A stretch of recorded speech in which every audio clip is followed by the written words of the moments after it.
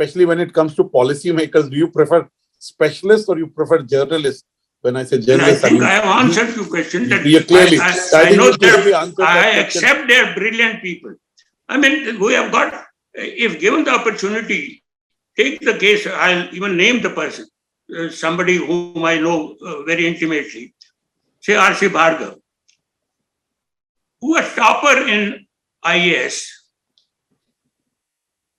but resigned from the service, joined BHEL as a top senior executive, continued that journey to Maruti, and has become a great professional manager. The reverse of that, again, there are a number of cases of people, technocrats becoming secretary, Mantosh Sondi, V. Krishnamurthy, Lavraj Kumar. I won't say that they were intellectually far superior to the best of the bureaucrats, but they combined professional knowledge with intellectual level, and each one of them has been a great success story. So we need in the country a little lateral entries in both the directions, plus training.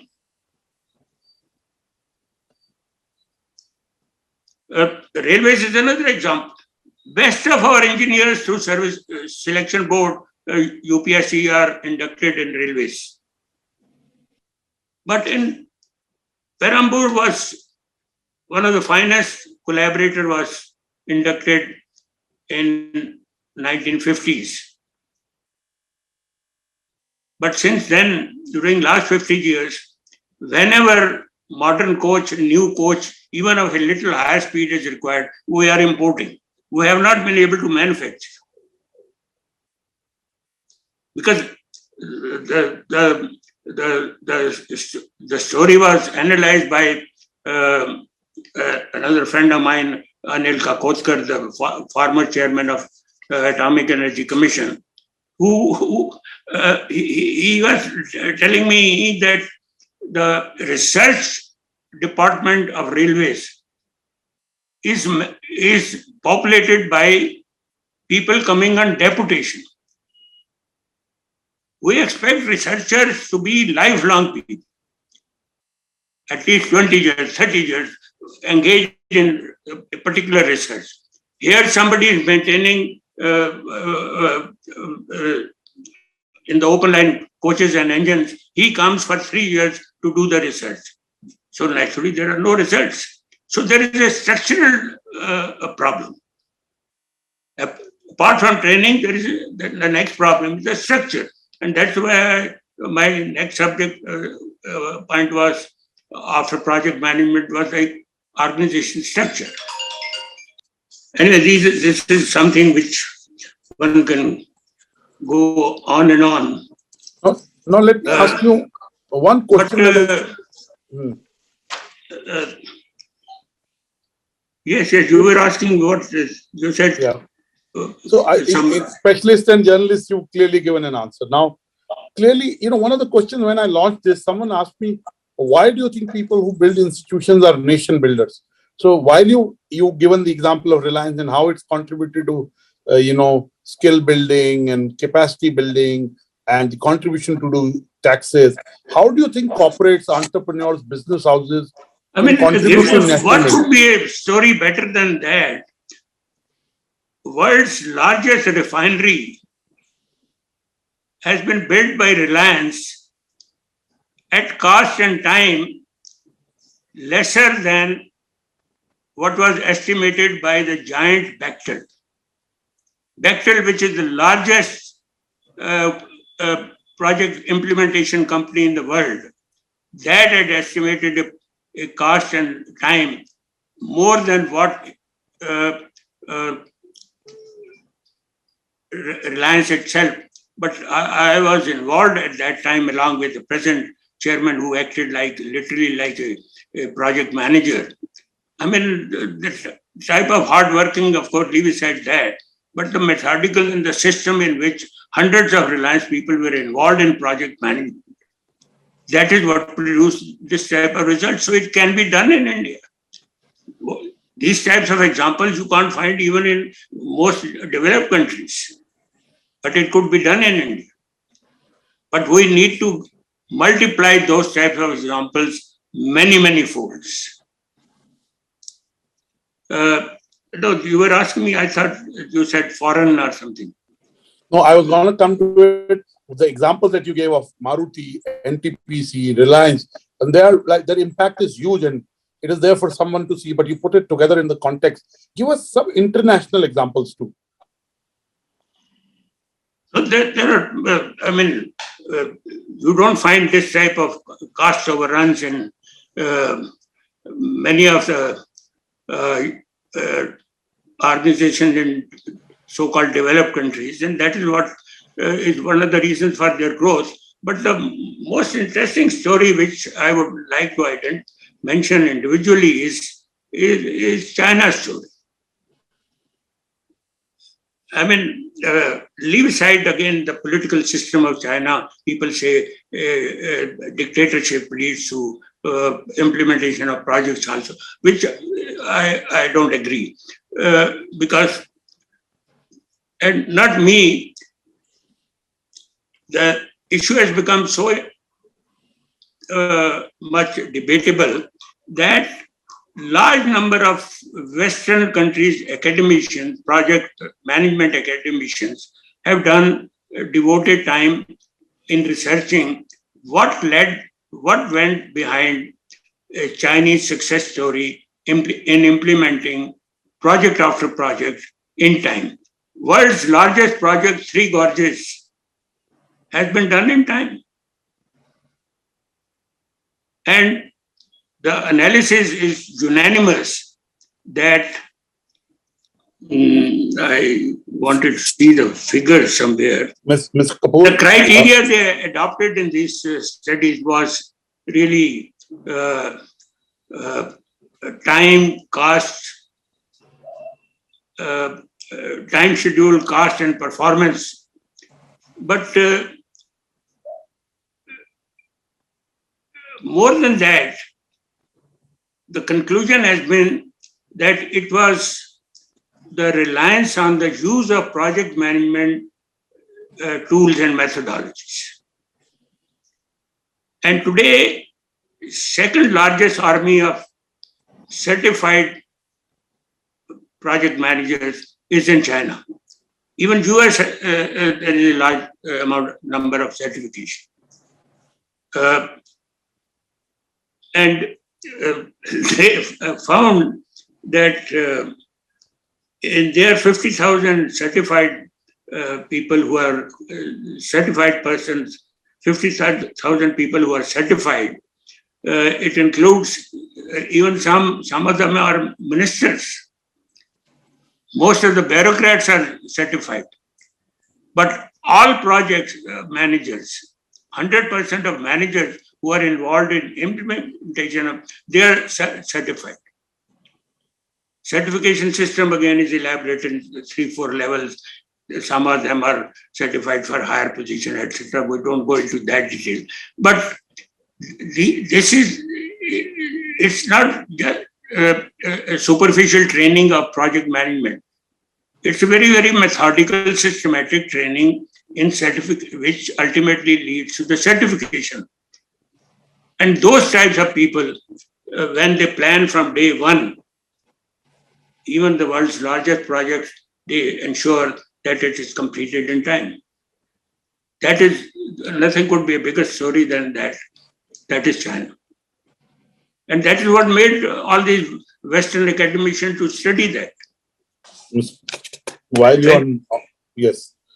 you're on this, I just want to ask you another question, which in some way you alluded to, and you give me a segue into this, is, again, we keep on talking that leadership has become dwarfer.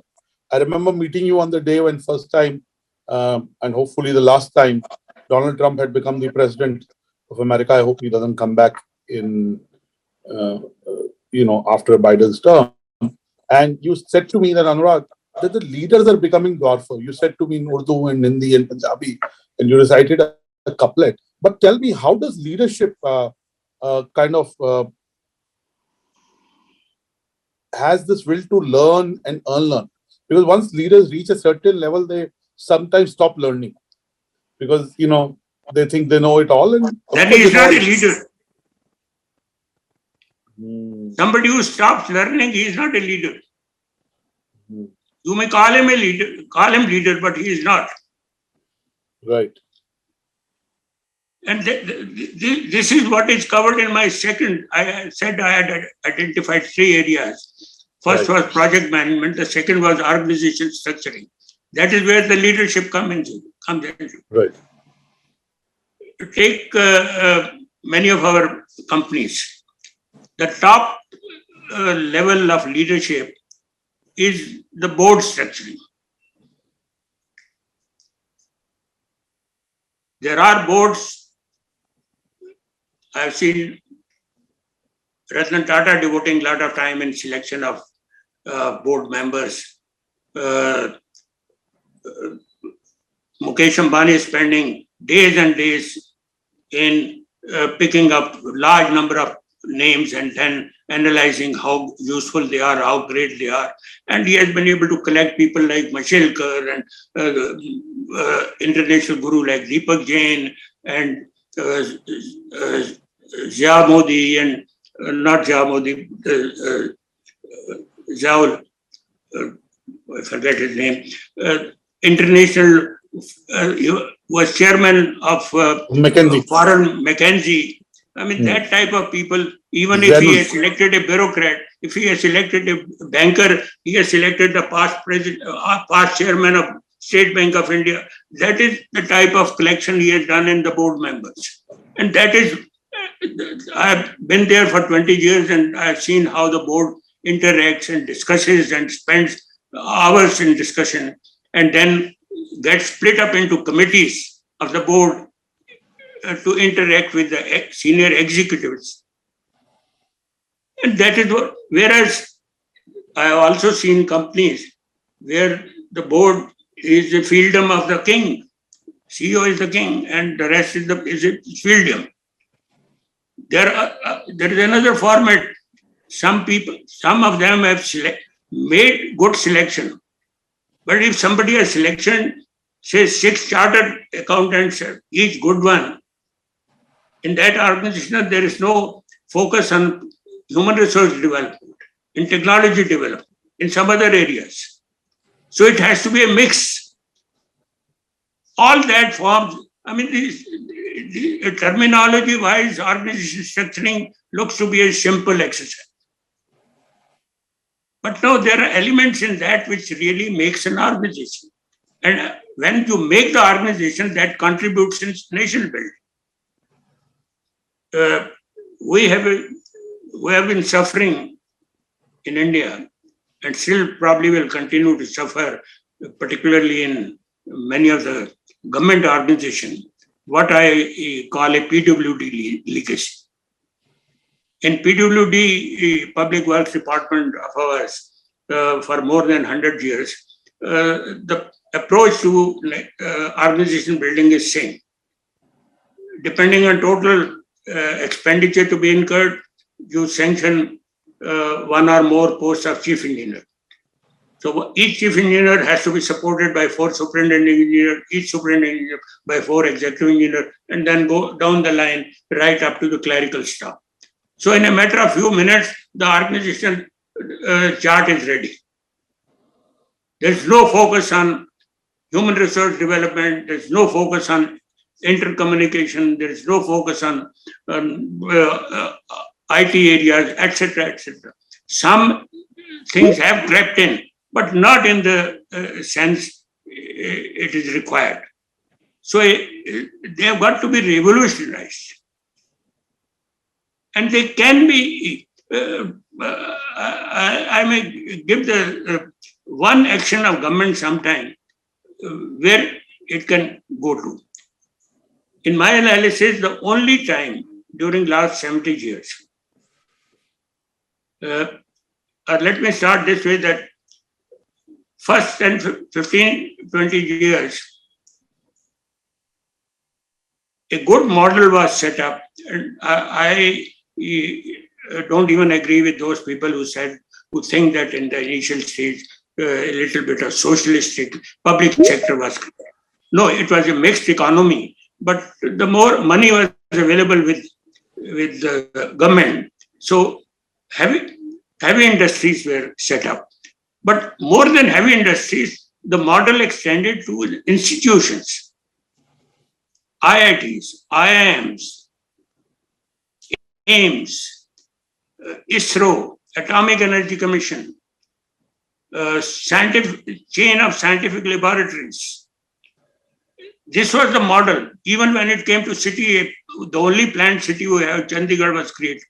So that was a total model of modern India created for the rest of them. But from 1970 onward up till today, there has been no progress in that direction of that type. And then in between, perhaps in 1970, the model which was created in the first 20 years should have been reformed. But the reform came, at least it did come in 1991. But you recall that when the reform came, even our private sector industries were so much used to protection. I was in government, I remember people meeting me, they were saying, yes, this delicensing is useful, you should extend it, but not in my sector. And then when 91 reform, some people may recall a Bombay club got created of a host of industries saying that we're going to be finished, foreigners will come and eat us away. What happened? Against the competition, we learned so much. We increased our strength so much that some of our companies went outside the country and acquired assets. They purchased foreign companies. And it is from that time, these examples of growth of the companies which I have given, some of them have really, even Reliance growth is much faster in post-91 period, prior to when you compare with the earlier period. So that is because it was a major reforms which shook the country. If it removed the licensing, it said total delicensing. Power sector, which was in shambles and World Bank called it a desert, and that's why they gave the terminology of NTPC, bloom in the desert. They used to say that power sector in India is a desert and NTPC growth is a bloom in the desert. But the power sector, today there is no power shortage in capacity. There is a bad management of distribution, etc. That's a separate story which needs to be. And that is, again, more of a management problem rather than the management and structural organization, structural problem of state electricity board. But on generation-wise, because in 2003 policy, generation was delicensed. So wherever there are this type of reform stories, they have produced results. Along with the organization, they led to recreation of organization structure, which could produce results. Thank you so much. There are some audience questions and comments. I want to take them. Our audience is there. Only my third element was, I won't go into detail, was systems approach, which is really an extension of the two areas which have, that was also a new concept, not fundamentally new concept, but introduced in 1960, where the main search was that every organization is a system and it is supported by subsystems, and they have got to have proper linkages. That lesson we had learned in NTPC in 70s and 80s, because when we talked of project management, we realized that unless every discipline, I've told you the figures of government where it says that drawings are delayed and that's why the project, equipment delivery is delayed and that's why the project delayed. So we realize that unless the contract management is achieves excellence, unless the engineering department achieves excellence, unless the human resource department achieves excellence, they will not be able to feed the project. Otherwise, project plan by itself is a paper plan. That doesn't produce a result. It is the feeding of these disciplines, and that is what systems approach, perhaps scientifically, explains the whole, the interconnection and its importance. Absolutely. So, CM has asked many questions. CM, I don't know what is the full form of CM.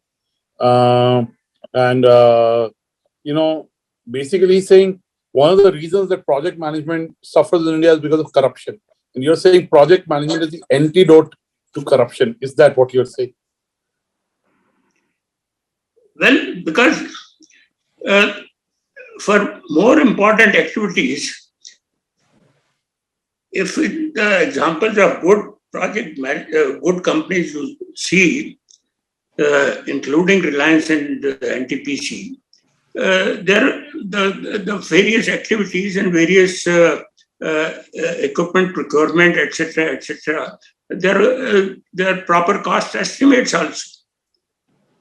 So if you're going beyond that, right over there at that point itself, there is need for analysis and going into it. There may be some reason sometime, but then they have got to be gone into.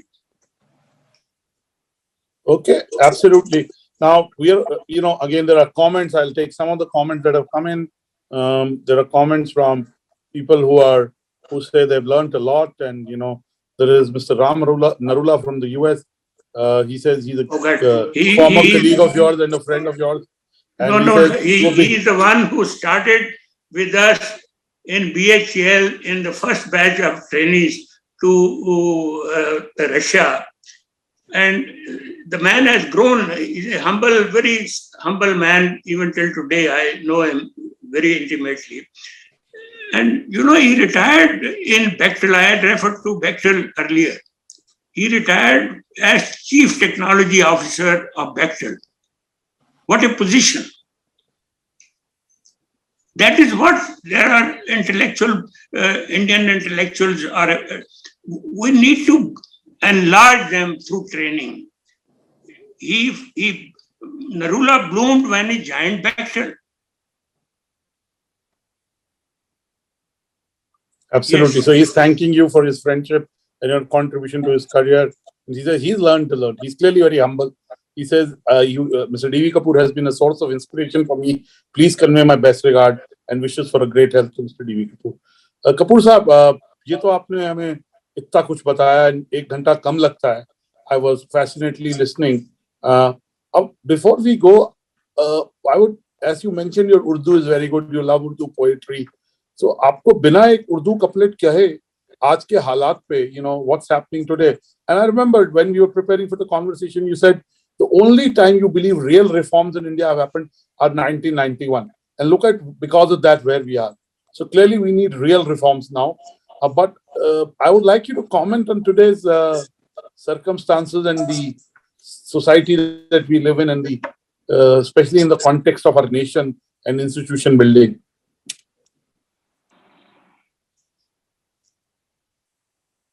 Since you are connecting all this project management and institution building to the poetry and endemic, the present situation, we talked about it a little earlier, that sometime I myself said that sometime it is boredom, etc. All said. But at times, since one spends a lot of time alone, you dream of memories, old things. So I would like to recite a couplet in that connection. It's Katha by Faiz Ahmad Faiz. Katha is a four-liner. Everybody is familiar with word Sher. Sher is two-liner. Katha is four-liner. And great revolutionary art poet Faiz Ahmad Faiz. He wrote a katha regarding these memories. Now you can connect those memories and this katha in your own way. You can connect with your past romantic affairs, or you can connect with your friendships, or you can connect with your institution building. That is naturally, I don't know what Faiz Ahmad Faiz had in his mind, but he's leaving it to us to connect wherever we want. Anyway, let me recite the katha. उस रात जो तेरी खोई हुई याद आई, उस रात जो तेरी खोई हुई याद आई, जैसे वीराने में चुपके से बाहर आ जाए,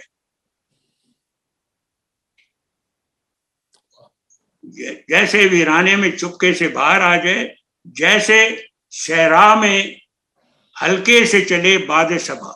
सहरा is desert and बाद सबा is smooth breeze.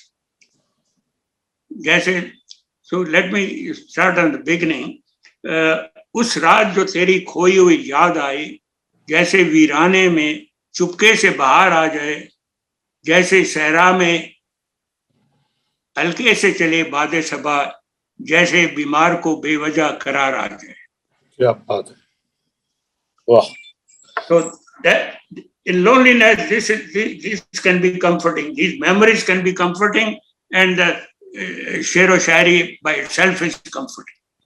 Absolutely. And solitude brings out memory, solitude brings out thought processes. So thank you for guiding us. And you can see, even at his young age of 93, Mr. D.V. Kapoor is so energetic, enthusiastic, and is meticulous about whatever he does and says. And that's possibly made him do what he did and helped him create what he created. So we're grateful to you for your time, for your thoughts, for your inputs, for the work you've done. You speak through your work, through your actions. I cannot match you in anything. But I'd like to say, Dil na umeed to nahi, nakam hi to hai. Dil na umeed to nahi, nakam hi to hai. Nakam hi to hai. Lambi hai gam ki sham, magar sham hi to hai. Magar sham hi to hai. So I'm sure this phase in our lives will also pass away. I hope pandemic and corona will be behind us and we'll be able to do this physically like we ever used to do. My gratitude to Mr. D.V. Kapoor. I could go on talking. As you said, once he started talking, he built the thought process like a pearls in the necklace. And I jokingly say to a lot of people, I'm confused when I grow up, what do I want to be like? But when I see Mr. D.V. Kapoor, I'm very, very clear that when I grow up, I want to be like him. So thank you so much for joining us.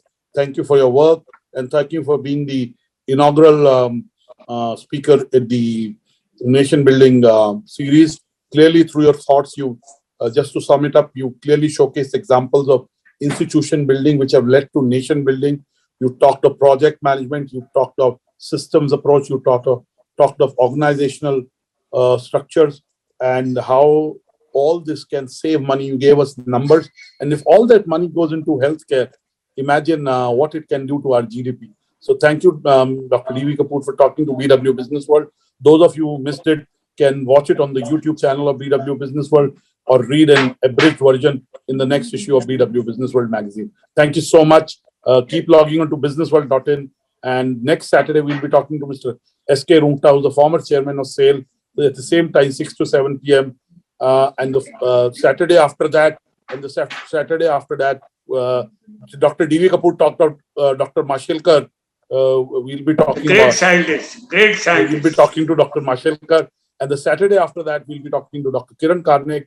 And the Saturday after that, we'll be talking to Mr. E. Sridharan. So clearly, you can see these 5 gentlemen that I'm talking to are clearly institution builders in the real sense of and they have huge admiration for each other now, respect and admiration for each other. So look forward to you joining all these sessions every Saturday evening from 6 to 7 p.m. You'll get pearls of wisdom, you'll get management theory, and you'll get some interesting anecdotes apart from the Urdu Shairi that Dr. D.V. Kapoor recited. Thank you so much. Good evening, Shabakar. God bless you. Thank you so much. Thank you.